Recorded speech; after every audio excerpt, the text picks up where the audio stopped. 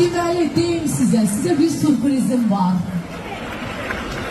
Bugün mənim gəlinim sizin aranızdadır. Onun bugün ad günüdür. Aysel'in ad günüdür. Aysel de gəlir yanıma. Baxın, mənim gözəl gəlinim. Necə bəyənirsiniz gəlinimi? Mənim gözəl gəlinimdir. Bu günləri o istədi ki, ad gününü sizinlə beraber keçirsin. Onun öz arzusuyla biz bugün buradayıq. Dedim ki, Məfəndə xanım, mən istəyirəm ki, sizin səhnə aldığınız yerdə mən ad günümü keçirdim. Aysel, mən səni təbrik edirəm. Çiçeği getir bura, çiçeği. Ben sana için çiçeği aldım getirmişim. Özüm. Kerim, ay Kerim. Gel. Bu da benim Kerim balamdır.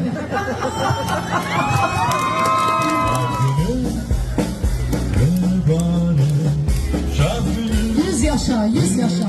Ben Aysel'i alanda dedim ki, Aysel, benim balamı xoşbəxt elə. Səndən heç də istəmirəm. Onu xoşbəxt elə. Səndən heç də istəmirəm. O da dedi ki, belə baş üstə, mənim gözüm üstə. Alqışlayaq belə sevənləri. Dostlarımız burada hamısı.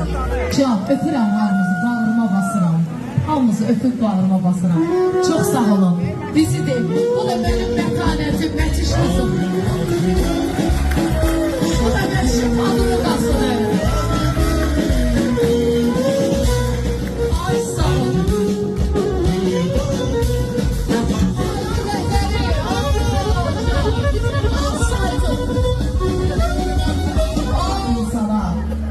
Ailəsindən başqa yalandır.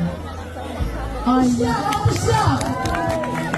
Aysel, xoşbəxt olun, 100 yaşayın. Amir xanıbəsi, birinci sənə.